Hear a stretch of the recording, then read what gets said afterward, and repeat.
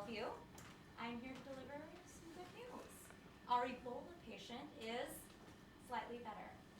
Ken Brown, Times Magazine. Can you be more specific, please?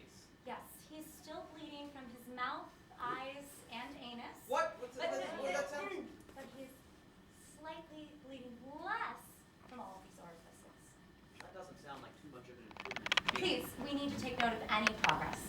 Julian Starch, New York Times. Do you expect the patient will make a full recovery?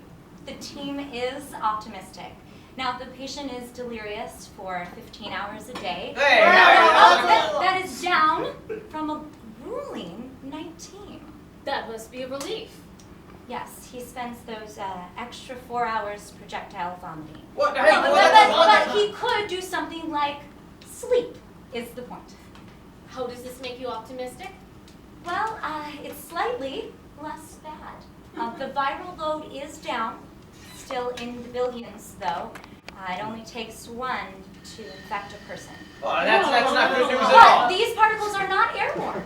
So, if everyone stays at least 6 feet apart, you won't catch it.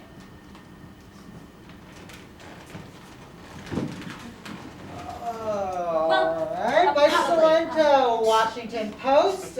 Is the hospital equipped to handle this disease? Yes, we have received cholera beds from the front lines in Africa.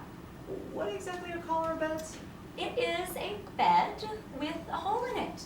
And you put a bucket underneath to catch the patient's blood and watery diarrhea. Oh, Which hey, I will hey. take this opportunity to point out that it is slightly less watery. No, that's worse. So your preparation is a bed with a hole in it to shit through? That's slightly better than changing sheets constantly with infected ship blood. Go ahead. I take it back, you're right about that one.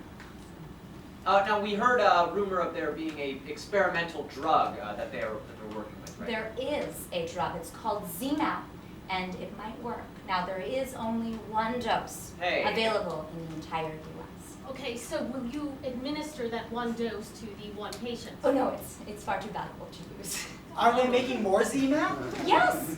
The drug is grown in plant, so it'll take a few months to get 80 doses, but we will have something to give to people, as long as no one else gets infected in this country. Okay, do you at least have a list of the patient's contacts before he was entered into the hospital? The patient is largely unintelligible. But we were able to make out that he went to Brooklyn. So we have a slightly better idea of where to look.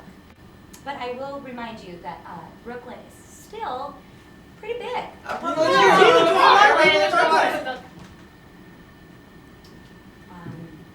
I have just been informed that the patient has unfortunately died, which makes him less contagious, but only slightly less. Oh, hey,